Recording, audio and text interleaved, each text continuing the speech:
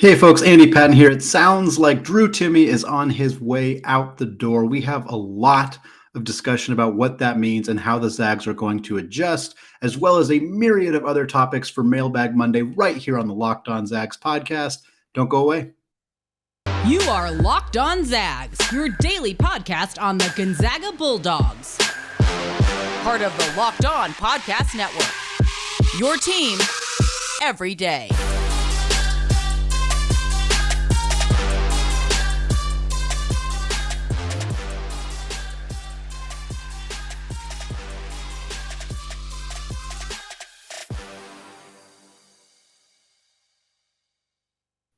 What is going on, y'all? Welcome to the Locked On Zags podcast, part of the Locked On Podcast Network, your team every day. I am your host and longtime Gonzaga podcaster, Andy Patton, here to bring you news and updates on all things Zag athletics. I also want to thank all of you who make this podcast your first listen every day. I sincerely appreciate those of you who are powering through with me during the off season. It's still a 5-day per week podcast. And I appreciate those of you who continue to check it out. And of course, those of you who have checked the show out on YouTube, we are shooting for 1,000 subscribers for the start of the 22-23 season. We're over halfway there. Very confident we can get there, but I need you. If you are a listener to the show and you have yet to do so, please go to youtube.com, search Locked On Zags, and hit that subscribe button. I sincerely appreciate it.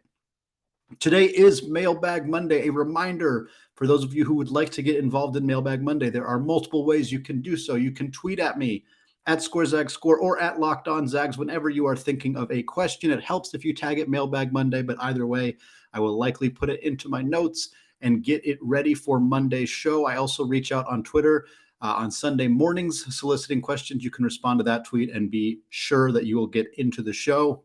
And finally, you can email me. AndyPatton013@gmail.com. Many of you use that as a way to ask multiple questions or to ask questions throughout the week as you think of them instead of having to find me on Twitter. Very, very acceptable way to get your questions answered on here as well. All right, segment one, we're answering mostly Drew Timme related questions. This first one comes from John via Gmail. John says, does the farewell note from Drew Timme declaring for the NBA draft change your mind at all as to whether he comes back? I know he didn't sign an agent and can return, but my guess is if a team during the process suggests that they would be willing to give him a guaranteed contract as a second-round pick, he would be gone. So Drew Timme did sign with an agent, to clarify that comment. He did not sign with – there are agents that are NCAA approved that you can sign with that do not hurt your eligibility. That is who he signed with. He signed with an agent that is NCAA approved. So he does still have the ability to return to Gonzaga should he choose to do that. So I want to clarify that really quickly. Having said that, does this change my opinion? Yes, absolutely. This is a significant flip for me. I was feeling 60-70% sure that he was going to come back. Now I'm thinking there's about an 85 to 90% chance that he is leaving. His message did not leave a lot of room for interpretation there. Obviously, the fact that he has hired an agent that allows him to still return to school is some level of optimism for those who want to see him return. But I think he's likely feeling like his college career has run its course and he would like to check out professional avenues. So that is my expectation, is that he is quite likely going to be gone, even if he doesn't hear as much positive stuff from NBA scouts as he'd like to hear. There are still tons of great avenues to find success playing professional basketball, whether it's in the G League, whether it's overseas, whether he gets a two-way contract as opposed to being drafted and guaranteed a roster spot. We will see. I'm very fascinated to see how this kind of goes for Drew Timme through this process, but I would be pretty surprised, quite surprised, frankly, if he ends up back in a Gonzaga uniform next season. Next question comes from Darren at HeavyDew44 on Twitter, who says, now that it is pretty clear we could use a big, who is the most likely transfer to come in? This is a great question, and obviously I'm not, on the coaching staff. I don't know everybody that they have talked to. I don't know how those players have responded to those conversations, so it's very hard for me to give a concrete answer to this question. I don't know exactly how all those conversations have gone. The two big men who have come up the most in conversation are Daz Amack out of Utah Valley and Johnny Broome from Morehead State. Those are the two names that I am keeping the closest eye on. Amack in particular, I wrote about at Zagaholic a couple weeks ago. He was on Gonzaga's list initially, then he was off Gonzaga's list, and then he was back on Gonzaga's list. I have some sources indicating that there's a lot of conversation between these two sides, between Gonzaga and AMAC. Obviously, him adding them back onto his list is a very good sign that he is pretty interested in the program. I suspect he may have had an inkling that Drew Timme was going to leave or been told that by somebody, which is why he is considering Gonzaga again. 19 points, 14 rebounds, 3 blocks per game for Utah Valley. Very, very talented player. Can also shoot it from the outside. Johnny Broome, extremely talented young man from Morehead State, getting interest from Auburn and Texas Tech and a ton of other really high-level programs. Either of those two guys would substantially change the outlook for this Gonzaga team heading into next season. Next question comes from Jacob Quarter 2 on Twitter, who says, when looking at our situation at the 4 and the 5, which option should we go with? Get 2 big men to pair with Anton in the portal, or get 1 in the portal to start with Anton and have either Greg or Perry be the 3rd big man, with the other being the 4th big man? Yeah, they're not going to add 2 big men via the transfer portal. That would be very, very surprising. The only way that would happen is if they had somebody else transfer out. Keep in mind, this is not including Braden Huff, a 4-star incoming recruit who is going to fight for playing time. He's not coming here to immediately redshirt to sit out for an entire year. He's coming in with the intention to play right away. So if they added 2 players, you'd have 2 transfers, Anton Watson, Caden Perry, Ben Gregg, and Braden Huff. That's too many big men. Somebody would leave. I think it would be frustrating for the younger guys. I think they would probably feel a little bit cheated if the Zags added 2 front court players. I just don't see it happening. I think they're going to add 1.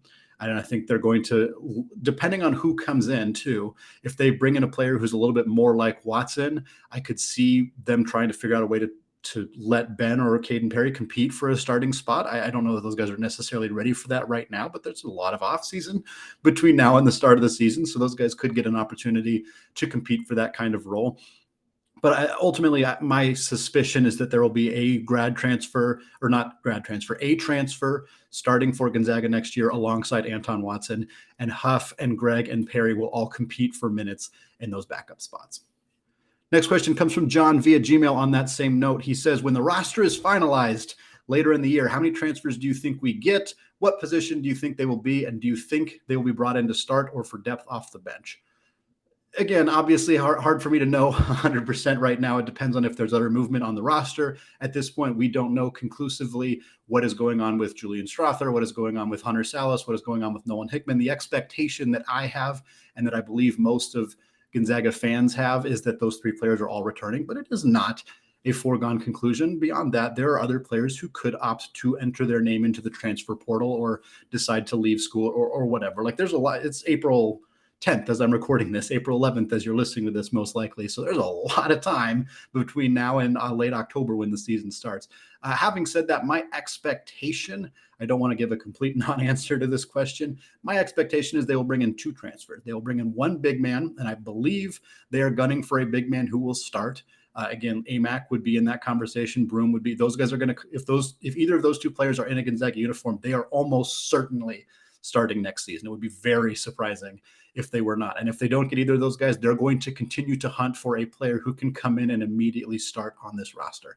The guard, I think they're probably not as inclined to find a guard who is necessarily going to start right away. I've talked about this before on this show and on Twitter. Like, they're going to go try to find the best dang player that they can find. I don't think that they're necessarily going to go out there and say, well, that guy's too good to come to Gonzaga. That's not the conversation they're having. They're obviously looking for players who fit, who are willing to come in and compete for a role, who are not expecting to be gifted a starting spot in 30 minutes per night. This is the way that Mark Few has always operated. He wants to find guys who are dogs, who are going to fight for playing time, who are not just expecting something to be handed to him. If that means he gets a guy who's more likely to be a 4th guard behind Hunter Salas, Dominic Harris, Nolan Hickman, then great. Gonzaga has found 4th guard in the transfer portal before, and it has worked extremely well. Aaron Cook, a very recent notable example of that. Obviously, Gino Crandall is one of the most famous kind of first examples of that as well. So my guess would be a starting big and a 4th guard, but there's a lot of things that could change between now and the start of the season.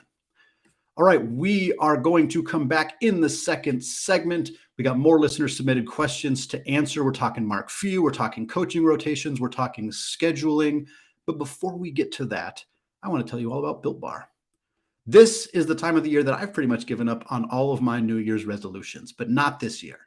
I'm sticking to my resolution to eat right thanks to Built Bar. It almost feels like it's not really a resolution because I actually enjoy eating them. Have you tried the puffs? If you haven't, you're missing out on one of Built Bar's best tasting bars. Puffs are the first ever protein-infused marshmallow.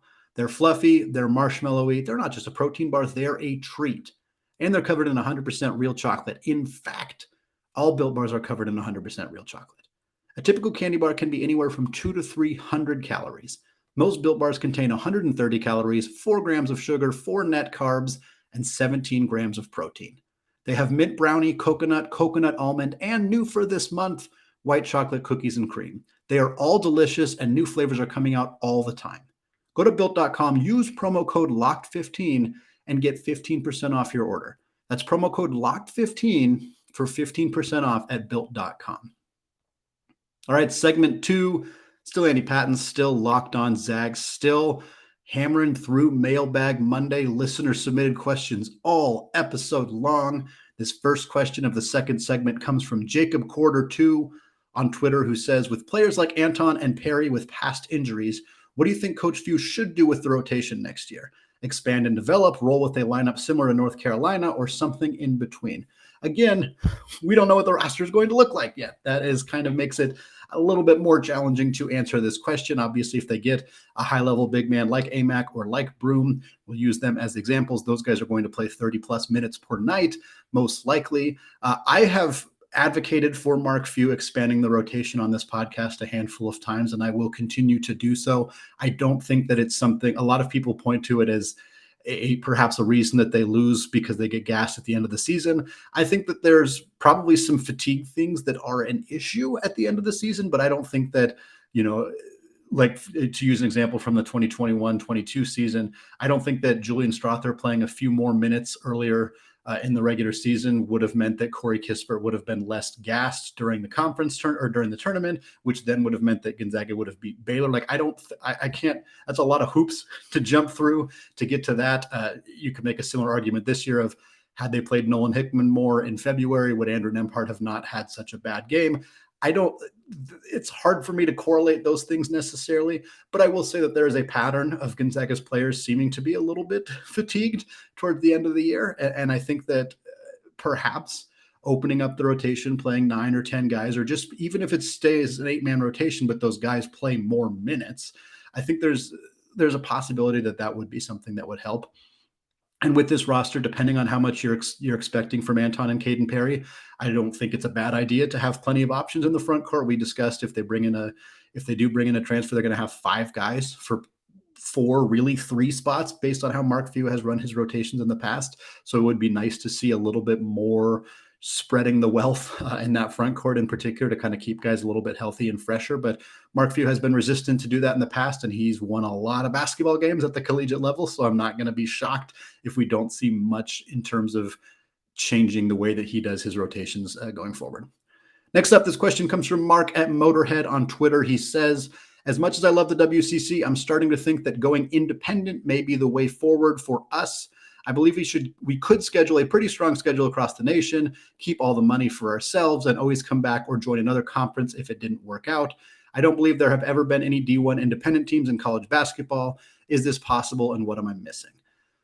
So there have been D1. There have been independent D1 college basketball teams. It's very rare. It's usually teams that are transitioning from D2 to D1, and they're just waiting to find themselves a conference that will take them.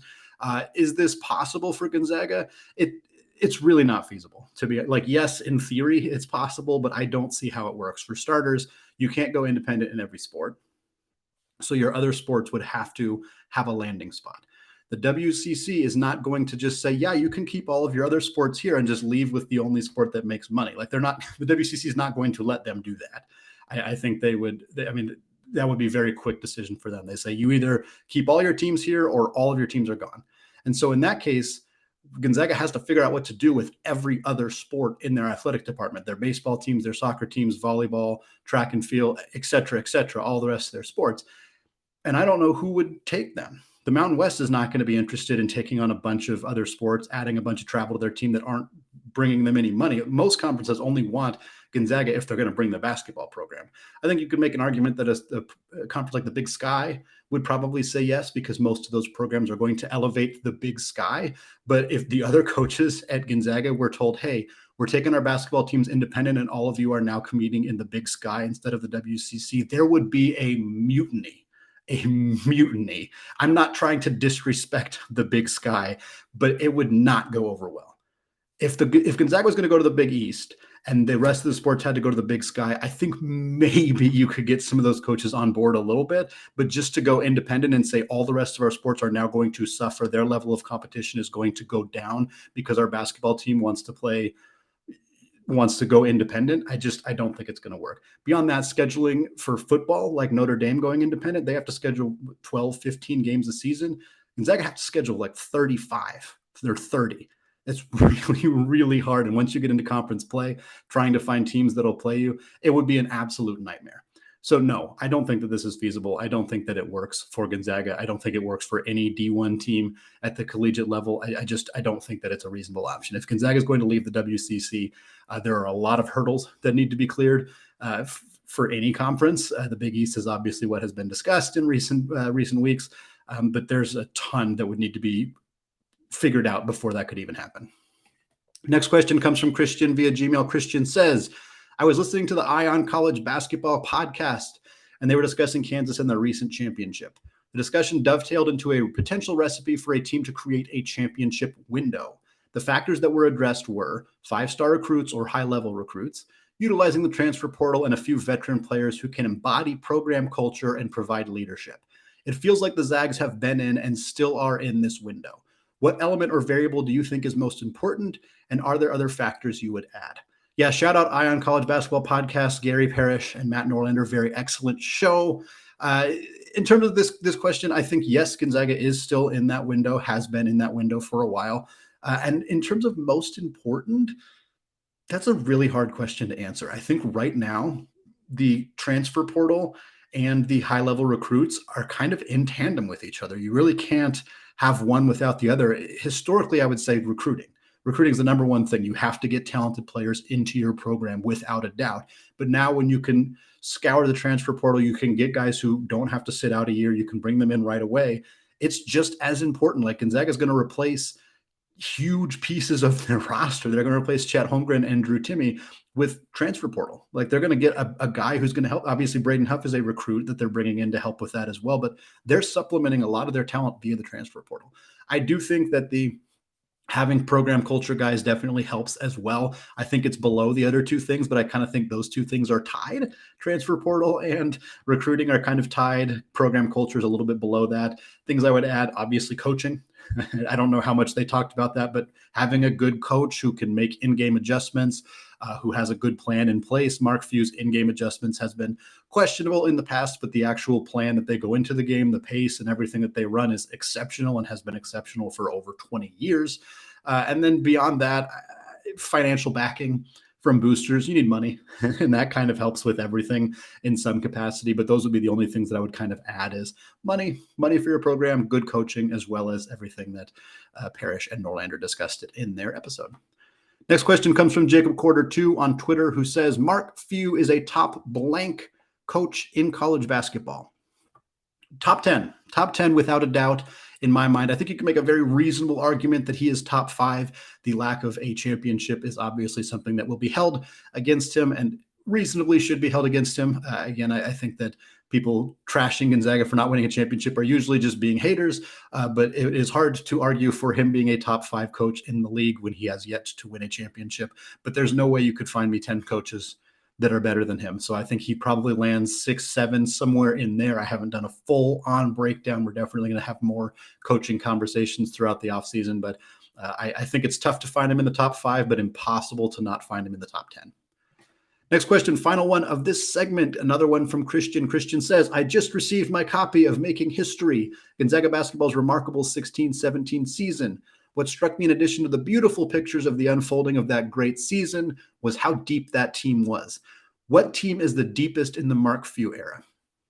So I have 2 down on my list. The 16-17 team, as you mentioned, obviously, super, super deep. Really hard to argue against that team. Starting lineup, Shema Karnowski, Jonathan Williams, Jordan Matthews, Josh Perkins and Nigel Williams-Goss, a really, really good starting five. And then the bench on that team is ridiculous. Zach Collins, Killian Tilly, both NBA players right now. Jeremy Jones and Silas Melson both played big roles. Brian Alberts played a big role. And also deep on the bench, they had a guy named Rui, who is also an NBA player. He played very little that season, but he was on that team. They also technically had Zach Norvell, but he was a redshirt, so he doesn't really count. But just looking at the roster, that is a really stacked team. However, I think I might lean with the 2018-2019 team, that team that unfortunately lost to Texas Tech in the Elite Eight. That team was mega stacked. Starting lineup, Brandon Clark, Rui Hachimura, Corey Kispert, Zach Norvell, Josh Perkins. That's three current NBA players, a brief NBA player in Norvell, and a very, very good EuroLeague player in Josh Perkins. Off the bench, you have Filip Petrusev, who is going to be an NBA player this upcoming season, most likely. Killian Tilly, Joel Ayayi, both NBA players, also Jeremy Jones. And then you had Gino Crandall and Greg Foster as reserve guards as well. Very, very deep teams. There are other teams in this conversation as well. The 12-13 team was very, very deep. Obviously, these past two seasons, both those rosters were very, very deep as well. But I think for me, you're picking between 16-17 or 18-19 for the deepest team in Gonzaga history. All right, 2 segments down. We're going to come back in the third segment. We're going to answer even more listener-submitted questions. But before we do that, I want to tell you all about BetOnline. The 2022 NCAA tournament is in the books with a win secured by Bill Self and the Jayhawks of Kansas. While the Zags unfortunately fell short of the game's pinnacle week, that does not mean fans cannot remain in on the action. BetOnline.net is your number one source for all of your betting needs and sports information. From all the latest odds, contests, and player props, you name it. BetOnline remains the number one spot for all of your latest sports developments, including podcasts and reviews for all the leagues this season. And it's not just basketball. BetOnline is your continued source for all of your sports wagering information needs, including live betting and your favorite Vegas casino games. Heck, they even have lines on a fight between Will Smith and Chris Rock, should you be so inclined. Head to the website today or use your mobile device to learn more about the trends and action. BetOnline, where the game starts. All right, segment 3, still Andy Patton, still Locked On Zags, still going through listener-submitted questions for Mailbag Monday. This first question of this segment comes from Dad Risk on Twitter, who says, what is more likely? Gonzaga is the number 1 overall seed on Selection Sunday next year, or Gonzaga is a 6th seed on Selection Sunday next year? Wow, that is 6th seed. Was the last time Gonzaga was a 6 or lower seed? Was it 2016? I think it must have been 2016 when they were an 11 seed that year with Domantas Sabonis, Kyle Wiltshire, Eric McClellan. And of course, they went all the way to the Sweet 16 that year. Obviously, we don't know the entirety of the roster, but I think having any level of concern that they could fall all the way down to a 6 seed feels pretty ludicrous to me. This team is going to start 2 5-star guards next year, and Hunter Salas and Nolan Hickman. Those 2 guys are really, really good. Gonzaga hasn't had a lot of years in their history where their 2 guards were 5 stars. And the recruiting numbers don't necessarily tell the whole picture. Josh Perkins and Nigel Williams-Goss were not both 5-star guards, but that doesn't mean that wasn't an elite backcourt. But the expectation that Nolan Hickman and Hunter Salas aren't going to be one of the best backcourts in the country is incorrect. I think they're going to be really, really good. Dominic Harris, if he comes back healthy, is going to be a fantastic piece as well. I expect Julian Strother is likely coming back. Yeah, the front court has some mystery at this point. There's no doubt about that. But I trust Mark Few and their staff completely to find a high-level big on the transfer portal. We've already talked at length in today's episode about Broome and Amac, 2 guys who Gonzaga is heavily in on. If they get one of those 2 guys, you have a high-level starter on the front court. You have 2 very good forwards in Watson and Strother. You have 2 5-star guards. You have a guy like Dominic Harris coming off the bench. Like, you have Ben Gregg and Caden Berry, who admittedly have some growth to still do. You have a 4-star guy coming in Braden Huff. I'm not I wouldn't come out and say that team is surefire, very likely going to be the number 1 overall seed. That's a tough tale. That's a tall ask for them to get there, but it's not a 6 seed either. So I think they're more likely to be the number 1 overall seed. I think that, if you ask me this question again in July and they never landed a big player in the transfer portal, and maybe Julian Strother declared for the NBA, then maybe we're having a different conversation. But at this point, without knowing very much, I'm more inclined to believe that they're going to add the requisite pieces to make this roster a championship level contender again next season. Next question comes from Christian via Gmail. Christian says, what do you think it'll take for the Zags to host a regional? Winning the WCC, a target record. They have a big game against Oregon State, ranked in the top 5 in the nation. Does the non-conference strength of schedule play as big a part as it does in basketball? So yeah, this is obviously a question about the baseball team. Winning the WCC would be a huge help in their quest to host a regional. If they do not do that, I think that I'm not an expert on this. Baseball seeding and regional hosting is something I'm not as familiar with.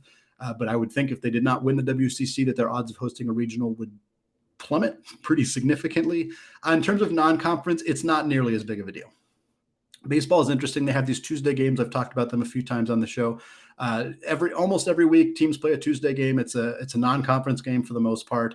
It's just kind of a game in between their weekend series. They'll play 3 games on Friday, Saturday, Sunday, off Monday, play a game on Tuesday, off Wednesday, Thursday, and then play their 3-game series again. Tuesday games, the teams have 3 starting pitchers that are kind of built into the rotation: Friday, Saturday, Sunday. Tuesday starters are usually a young freshman who's competing for a spot the next season, or maybe a reliever who's just got a chance to start a game. So those games kind of go in a lot of different directions. Like Portland nearly beat Oregon State a few weeks ago on a Tuesday. These games are just a little bit more chaotic, a little bit more of a crapshoot, so they don't get counted against. Like if Gonzaga beats Oregon State, it's a good win. Don't get me wrong, and it's not going to hurt them. It is going to help them, just not nearly as much as in basketball.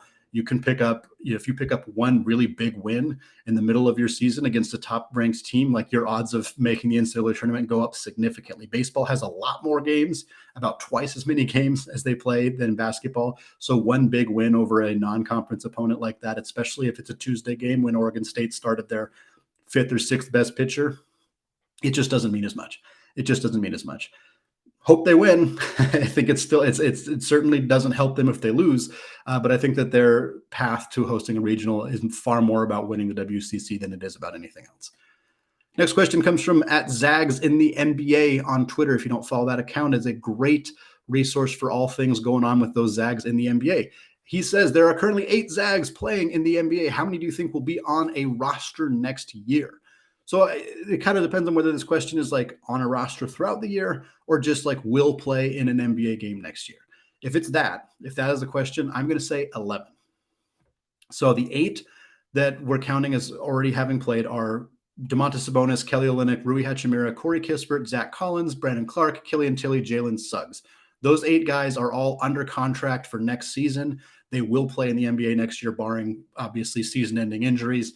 So that's 8 right there. Chet Holmgren, 9, no debate there.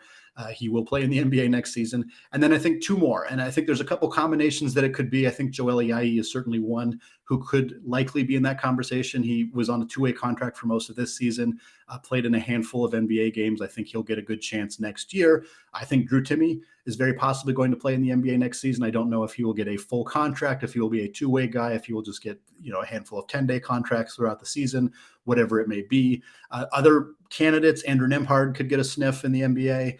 I think Kevin Pangos, if he decided to come back and didn't sign in Europe, he could maybe get a sniff in the NBA.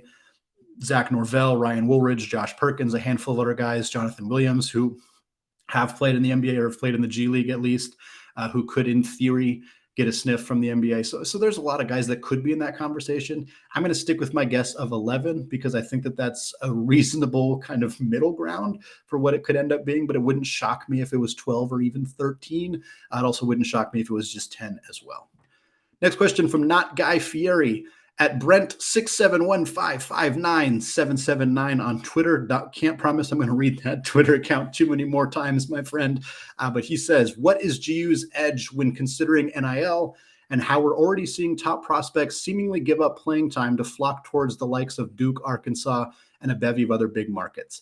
Is this a big fish in a small pond sell with Spokane, or do we go even more transfer heavy? So I don't necessarily buy the argument in the question. I don't think that's why these recruits I don't think NIL had anything to do with why Anthony Black and some of the other recruits didn't come to Gonzaga. I think, in fact, the lack of playing time was the reasoning. So you kind of mentioned they were giving up playing time to go somewhere else. I think it was the opposite. I think Anthony Black looked at this roster, looked at Dominic Harris, looked at Hunter Salas, looked at Nolan Hickman, looked at Julian Throther and thought, I'm not sure how much I'm going to play. And maybe he wants to be a one and done. Maybe he just doesn't want to come into a situation where he has to fight really hard for playing time. Sky Clark, kind of a similar situation where he maybe opted to not go to a school where there's already 3 really established guards. So I don't think that has a huge role. Drew Timme made a lot of money at Gonzaga through NIL last year, a lot of money. I don't think that Gonzaga has any disadvantage in that regard. They have proven that they can get guys on national deals with like T-Mobile. or Boost Mobile is where Drew Timme was. He obviously had a deal with the casino as well. He had a deal with Dollar Shave Club as well. Like those are, with the exception of the casino, those are national brands.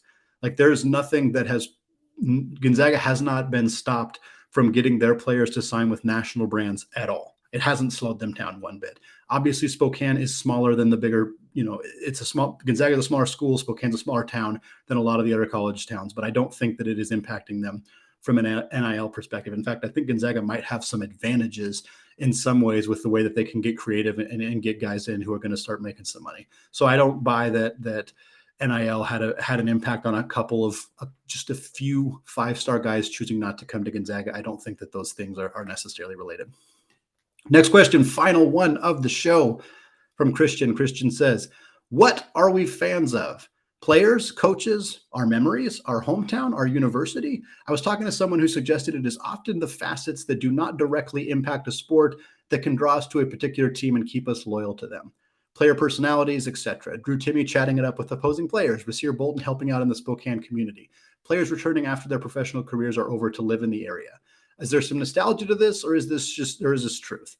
Yeah, I think with Gonzaga specifically, I mean, I can't speak to every fandom out there in every sport, certainly, but with Gonzaga, it's a lot of fans who are connected because they are alumni, because they have friends or family who are alumni, because they live in Spokane.